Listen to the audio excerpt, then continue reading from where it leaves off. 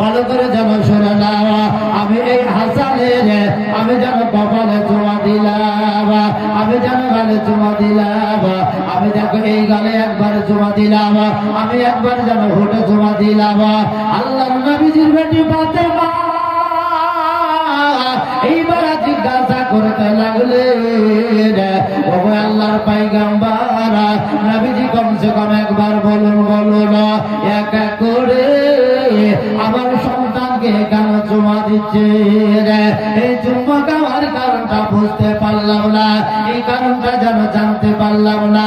ইলমে গায়েবের সংবাদদাতা নবী, জিন্দা নবী, হায়াতুন নবী জনাবে মুহাম্মদ রাসূলুল্লাহ সাল্লাল্লাহু তাআলা আলাইহি সাল্লাম এক এক করে জানিয়ে দিলেন, বেটি রে আমি যেন তোমাকে বলে দিই, ও বেটি ফাতেমা তোমাকে যেন জানিয়ে দিই রে মা, ভালো করে যেন শুনে নাও, ও বেটি ভালো করে শুনে নাও, আমি তোমাকে জানিয়ে দিচ্ছি রে মা, আমার এই কথাটা ভালো করে তুমি বুঝে নাও, বুঝে নাও। আমি তোমাকে বলে দিলাম, আমি যেই জায়গাতে ও তাইলের চুম্মাটা দিলাম রে মা, এমন একটা টাইম আসবে, এমন একটা সময় আসবে রে মা, আমি আল্লাহ পাক পরওয়ারদিগার রব্বুল আলামিনের নবী ওসব হাসানের যেন চুমা দিলাম, আমি যেন আবার চুমা দেব, কিন্তু আমি শোনো শোনো ওই জায়গাতে নবীর যে চুম্মাটা থাকবে, নবীর যে এমনকি হুট মুবারকের চিহ্নটা থাকবে, ওই নিশানাটা থাকবে মা, কাল কিয়ামত পর্যন্ত ওই জায়গাটা একবারে আলো আলো হয়ে জ্বলতে থাকবে। জোরে বলেন সুবহানাল্লাহ। মা ফাতেমা জোহরা খুশি হলেন, আনন্দ পেলেন। আপনার বেটির বাড়ি আপনি গিয়েছেন, নাতিকে নেওয়ার পরে যদি আপনার গালে নাতির গালে চুমা দিলেন, বেটি খুশি হবে। জামাই বাবা দেখাতে, হ্যাঁ জামাই বাবা আমার শ্বশুর আব্বা আমার বেটা বা বেটির গালে চুমা দিয়েছে, আনন্দ পাবে।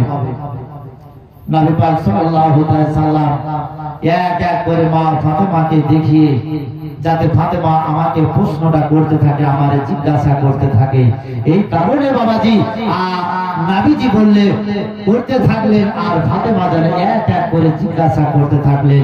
এটাই তো আপনার আমার জন্য ইতিহাস তৈরি হলো, হাদিস তৈরি হলো। বলেন সুবহানাল্লাহ।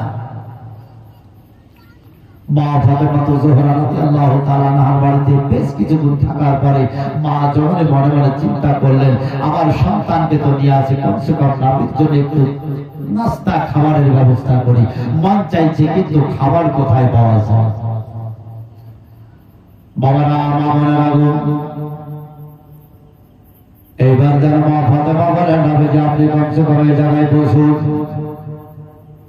নবীজি এই দেখেন আমার সন্তানটাকে নিয়ে আপনি খেলাধুলা করুন, আপনি যেন বসে যান, আমি কমসে কম আমার মনের আশাটা একবার পূর্ণ করব। আমার নবীজি যেন জানতে পারলেন, বুঝতে পারলেন বেটি কোথায় চলে যাচ্ছি। বলে না বেটি রে, না না, তোমাকে যেন কোথাও চলে যেতে হবে না রে বেটি, তোমাকে যেন কোথাও যেতে হবে না। বলে নবী গো, আমার মনের আশাটা পূর্ণ করতে দে। নবীজি বলে না বেটি, না যেতে হবে না। বলে কেন গো নবীজি, কিসের জন্য আমি যাব না? আমার ওপর মন বলে যে নবী আপনাকে কমসে কম নাস্তা খাবার খেতে দেব, আপনার মুখটাকে মিঠা করব। আল্লাহর নবী সাল্লাল্লাহু আলাইহি সাল্লাম বলে, আয় বেটি আয়, কমসে কম বেটি আমার কাছে ছুটে আয়। নবীর বেটিকে যেন ডেকে নেওয়া হলো গো। এইবার পাশে বসে যেন এক এক করে বাবা এই জায়গায় কথাবার্তা আরম্ভ হয়ে গেল। বাবা নবীজির সঙ্গে ফাতেমার যেন কথা আরম্ভ হলো, স্টার্ট হলো। ও বাবাজি, সেই সময় এত না কথা হলো গো, এত না কথাবার্তা চালু হলো। আল্লাহর পয়গম্বরের বেটি নবীজির বেটি এই দেখেন সঙ্গে সঙ্গে বাবা কি করলেন, এমনকি নবীজিকে রেখে যাওয়ার পরে এমনকি বাবা বেরিয়ে গেল ঘর থেকে, বাড়ি থেকে যেন বেরিয়ে যাওয়ার পরে একবার এখানে যায়, একবার ওখানে যায়, তার বাড়িতে খাবার পাবো গো, আমার নবীজির জন্য খাবার, আমার মন বলছি আমি নবীজির মুখটা একটু মিঠা করতে চাই। ও বাবা কারো বাড়িতে খাবার পাওয়া গেল না, আল্লাহ নবীজির বেটি ফাতেমা বাড়ি ছুটে চলে আসলো। নবী বলে বেটি দিয়ে আয় মা আয় আমার কাছে ছুটে চলে আয়। মা ফাতেমা সেই সময় ডাক দিয়ে বলেন রাসূল গো, ওকে আমার পয়গম্বর আপনি কমসে কম এই জায়গাতে একটু বসুন। ওকে আমার মা জননীরা, ওকে আমার বোনেরা।